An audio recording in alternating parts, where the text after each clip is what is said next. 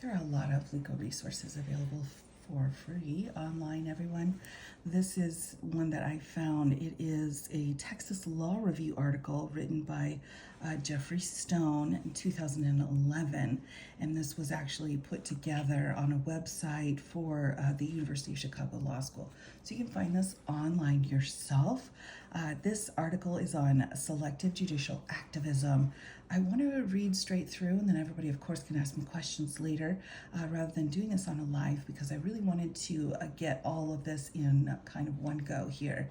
So I will be doing many more of these just for YouTube, of course, for when I find things that I think are particularly helpful in the current state of things. So let's get started. This is a 10-page law review article, and I will read from beginning to end. And then, of course, any comments that you have or questions, feel free to add down below. Selective Judicial Activism. Justice Brennan, Liberal Champion, by Seth Stern and Stephen Wormiel, Houghton, Mifflin Harcourt, 2010, pages 688, $35. Geoffrey R. Stone, down here, and Edward H. Levy, Distinguished Service Professor of Law at the University of Chicago. I would like to thank the University of Chicago Law School, Leonard Sorkin Law Faculty Fund for its generous support of my work, most especially Justice William Brennan Jr. for giving me the extraordinary opportunity to serve as one of his law clerks during the Supreme Court's 1973 term. When the term judicial activism was first coined by Arthur Schlesinger Jr. in 1947, it did not have a derogatory connotation. By the time William J. Brennan Jr. had completed his 34 years on the Supreme Court, the phrase had become pejorative, implying that irresponsible exercise of judicial authority. Critics on and off of the court have vilified Brennan and his liberal colleagues for their activism. In 1966, the political scientist Robert McCloskey accused Brennan and his fellow judicial activists of creating, quote, constitutional rules out of whole cloth, end quote. Judge Learned Hand complained that the judicial activists on the Supreme Court were acting like a bevy of platonic guardians. Anthony Lewis reported that critics had vehemently attacked judicial activism, like Brennan, for taking too much joy, my goodness, in their own power and trying too boldly to fix up the wrongs of our system. And Justice Felix Frankfurter castigated the judicial activists for making decisions on the basis of their prejudices and their respective pasts and self-conscious desires to join Thomas Paine and T. Jefferson in the Valhalla of liberty. To this day, no Supreme Court nominee, not Anthony Kennedy, nor Ruth Bader Ginsburg, not John Roberts, nor Elena Kagan, has dared to describe him or herself as a judicial activist. Such a self-characterization would certainly be the kiss of death for any nominee. And our footnotes up here are citing different pieces down here. Is the pejorative judicial activist warranted? To answer that question, we must begin with, of course, economic substantive due process decisions. In cases like Lochner v. New York, citation below, half a century before William Brennan joined the court, Lochner and its progeny, which held unconstitutional a broad range of progressive legislation regulating such matters as maximum hours and minimum wages, represented a highly controversial form of conservative judicial activism. Over time, Lochner and the bête noire of progressive of the era came to be one of the most condemned cases in United States history. Critics of the Lochner-era jurisprudence took away two quite distinct lessons. Some, like Frankfurter, concluded that the judicial activism was presumptively illegitimate and unwarranted. The only principled stance for a responsible justice was one of judicial restraint. As Seth Stern and Stephen Wormiel aptly observe, quote, Frankfurter believed firmly that judges should act with restraint and largely defer to the elected branches. Indeed, this was something he had preached as a professor at a time when a conservative Supreme Court was overturning the progressive economic regulations that he favored. It was for this reason that Frankfurter was so condemning of his judicial activist colleagues on the court. Other critics of Lochner, like Hugo Black, William O. Douglas, and William Brennan, took away a very different lesson. In their view, Lochner was wrong, not because of judicial activism is wrong, but because Lochner was not an appropriate case for judicial activism. It was the view that Chief Justice Harlan Fiske Stone set forth in 1938 in his famous footnote 4 in United States versus Carolyn Products Company. While burying the doctrine of economic substantive due process, Stone at the same time suggested that there may be narrower scope for operation of the presumption of constitutionality when legislation restricts those political processes which can ordinarily be expected to bring about repeal of undesirable legislation, or when it discriminates against discrete and insular minorities.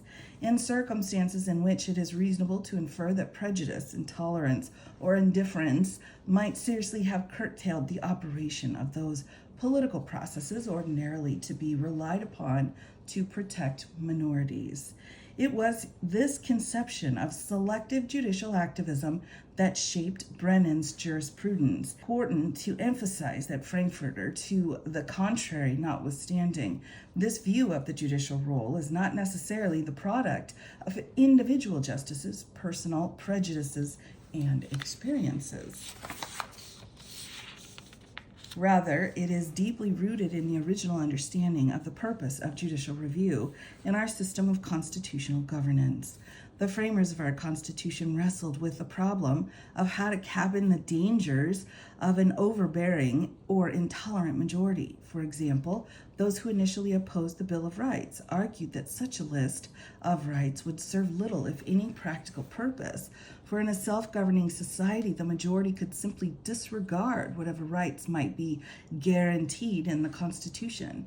In the face of strenuous objection from the anti-federalists during the ratification debates, however, it became necessary to reconsider the issue. On December 20th, 1787, Thomas Jefferson wrote James Madison from Paris that after reviewing the proposed Constitution, he regretted the omission of a Bill of Rights. In response, Madison expressed doubt that a Bill of Rights would provide any check on the passions and interests of the popular majorities. He maintained that experience proves the inefficacy of a Bill of Rights on those occasions when its control is most needed. Repeated violations of these parchment barriers have been committed by overbearing majorities in every state that already had a Bill of Rights. In such circumstances, he asked, what use can a Bill of Rights serve in popular governments? Jefferson replied, your thoughts on the subject of the Declaration of Rights fail to address one consideration which has great weight with me, the legal check which it puts into the hands of the judiciary. This is a body which, if rendered independent, merits great confidence for their learning and integrity. This exchange apparently carried some weight with Madison. On June 8th of 1789, Madison proposed a Bill of Rights to the House of Representatives. At the outset, he reminded his colleagues that the greatest danger to liberty was found in the body of the people operating by the majority against the minority.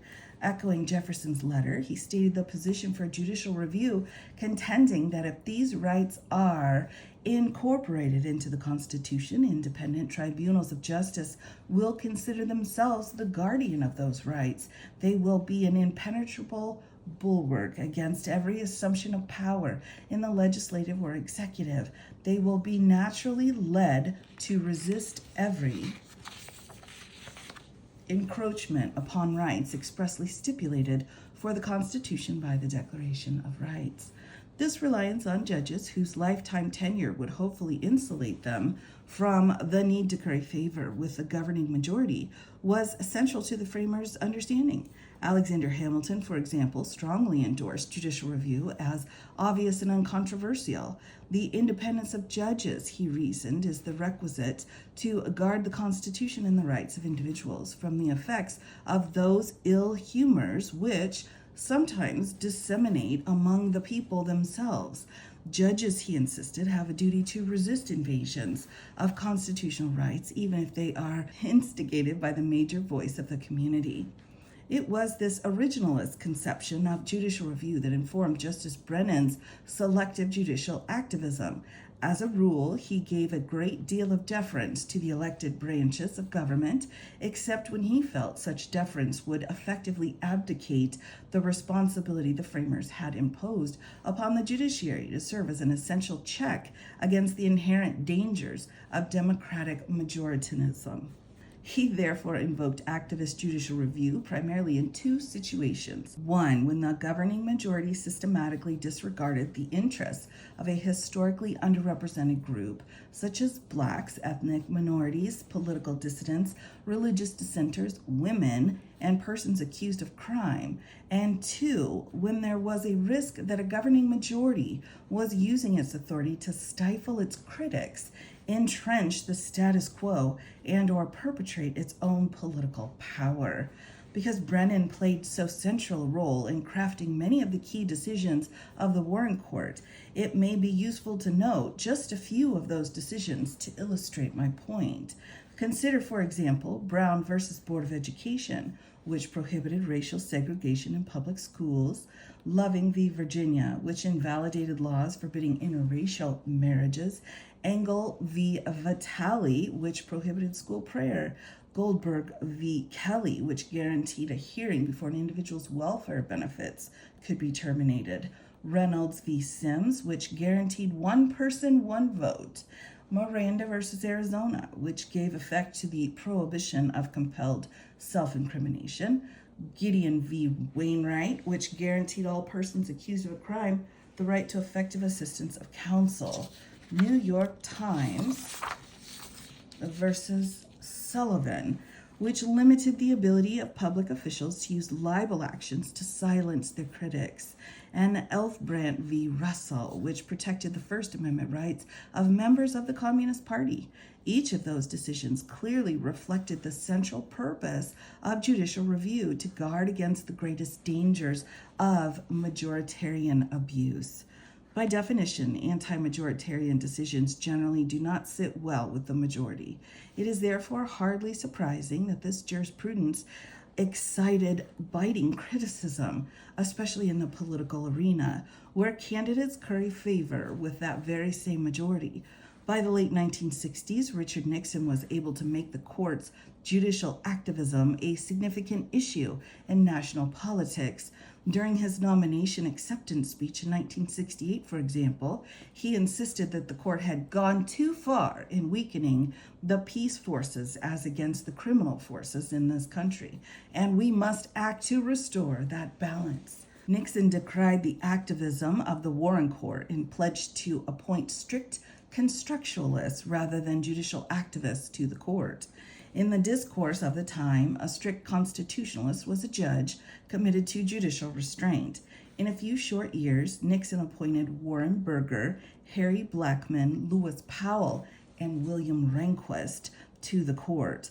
Although these justices varied over time to their adherence to strict constructualism, their presence quickly transformed the court, leaving Justice Brennan in the minority for the rest of his tenure. The change in the court's role since 1968 has been dramatic. In the 25 years between 1968 and 1993, shortly after Brennan left the court, Republican presidents made 12 consecutive appointments to the Supreme Court. According to research by Lee Epstein, William Landis, and Richard Posner, in 1968, the average voting record of the 5 most liberal justices, Marshall, Douglas, Brennan, Fortas, and Warren, in the civil liberties cases was 0.185. This is a scale in which 0.000 is the most liberal and 1.000 is the most conservative. The swing justice was Earl Warren, whose voting record was 0.263. By 1993, after 12 consecutive Republican appointments, the average voting record of the 5 most conservative justices, Thomas, Rehnquist, Scalia, O'Connor, and Kennedy, was 0.798, and the swing, Justice Anthony Kennedy, had a voting record of 0.695. Thus, the court majority was roughly as conservative in 1993 as it had been liberal in 1968. Even more striking, by 1993, the liberals on the court were almost as conservative as the conservatives on the court in 1968.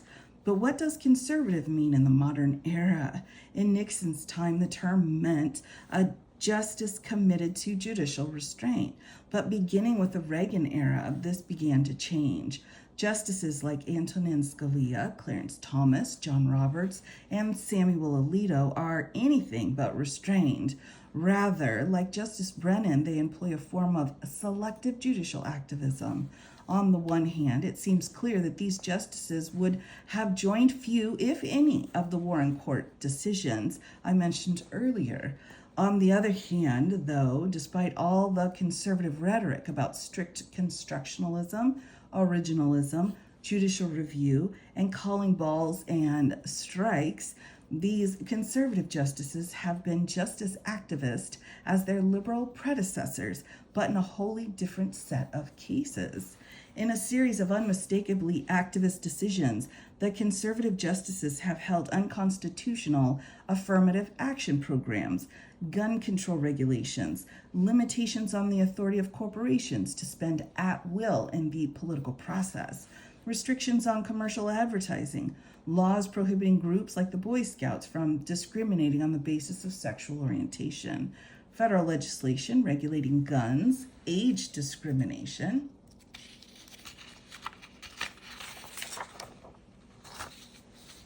the environment and violence against women, and policies of the state of Florida relating to the outcome of the 2000 presidential election. Nothing about this jurisprudence smacks of judicial restraint. To the contrary, it has about it the distinctive air of Platonic guardianship.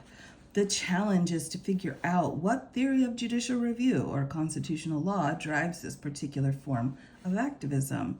Although one can readily discern the specific conception of judicial review that undergirds Justice Brennan's use of judicial activism, which is clearly rooted in the concerns of Jefferson, Madison, and Hamilton, no similar principle of judicial review or constitutional methodology explains the jurisprudence of contemporary conservative judicial activists. To understand Brennan's theory of activist judicial review, all one needs to do is look at the results and then ask, quote, why these cases and not others, end quote. If one attempts the same inquiry of the decisions of the current conservative justices, however, no principled explanation emerges for their version of selective activism. Rather, to return to Justice Frankfurter's ill-tempered observation, the selective activism of justices like Scalia, Thomas, Roberts, and Alito seem to be born out of, quote, their prejudices and their respective pasts and self-conscious desires to join Ronald Reagan and George W. Bush in the Valhalla of liberty. The point, in other words, is that judicial activism itself is neither inherently good nor inherently bad. It is a legitimate and essential method of constitutional interpretation when used in appropriate circumstances. I sometimes wonder what constitutional law might look like today if justices with the same vision as Justice Brennan had remained a majority on the Supreme Court. Over the last 40 years, it is not so difficult to imagine such a state of affairs. Had Hubert Humphrey defeated Richard Nixon, Jimmy Carter defeated Ronald Reagan, or Al Gore defeated George W. Bush, the path of constitutional law might have been very different. What is more difficult to imagine is how constitutional law might have evolved in the counterfactual universe. It has been so long since there has been a liberal majority on the court that it is difficult even to conceive what a liberal jurisprudence might look like today.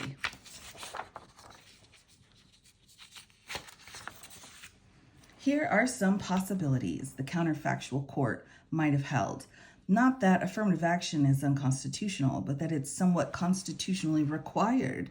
It might have held not that cigarette companies have a constitutional right to shill their products to children, but that children have a constitutional right to an adequate and equal education.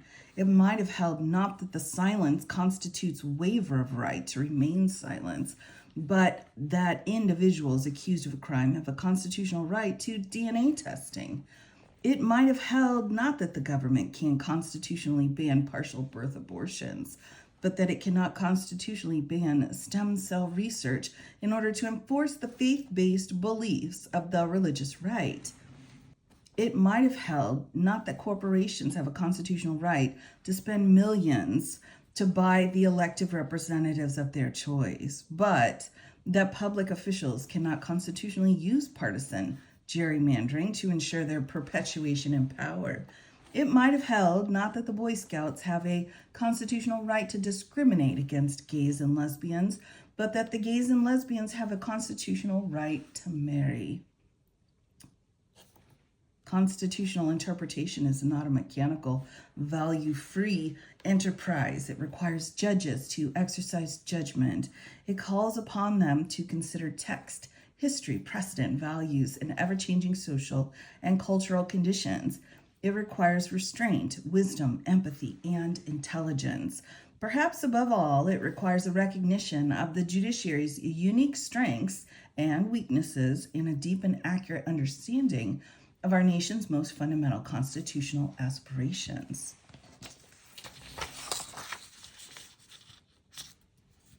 As Justice Brennan himself observed, the Supreme Court is not a council of platonic guardians. Given the function of deciding our most difficult and emotional questions, according to the justice's own notion of what is just or wise or polite, rather our government structure assigns to the people's elected representatives the function of making policy for handling the social and economic problems of state and nation, and the impropriety of a judiciary with life tenure writing its own social and economic creed into the Constitution is therefore clear. At the same time, though, Brennan insisted that just as an individual may be untrue to himself, so may society be untrue to itself.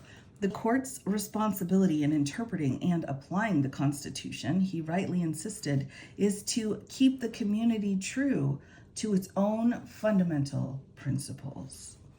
And that is the end here of this particular law review article. I thought it was very interesting and had several interesting points added. Of course, you can pull this up yourself online and take time to go through those footnotes. That time was not something that I had today. So if you have any questions, please list them down below. Let's have a bit of a discussion. Be respectful. I appreciate that.